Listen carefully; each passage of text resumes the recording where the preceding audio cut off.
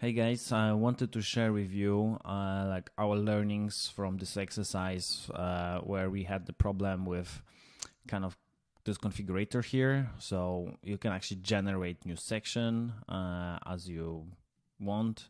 So before we had those toggles, which especially in some cases they were really looking not great. So after having chat with you guys, it was really helpful. We actually moved to this checkbox approach and also clean this UI with additional, let's say, simplified configuration. So you can kind of now, I think, hopefully play with this a bit more in a more intuitive way. As well, whenever we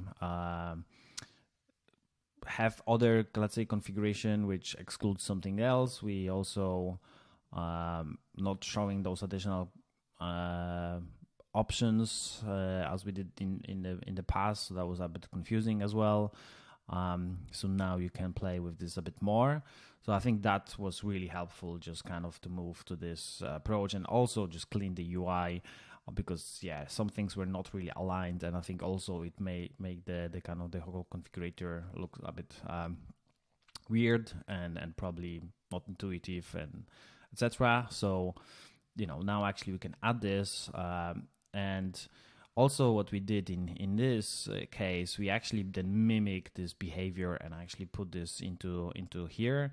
So we clean this configuration panel here. So actually you can use the same checkboxes. So we also pretty much switch all the toggles to checkboxes, which again, that was if you actually kind of probably go here, it was pretty much a bit less structure. So in this case also we actually kind of create additional sections, so tagging that actually this is the responsive part, etc. Additional tweak was actually for the image itself. So also we have the edit thingy here.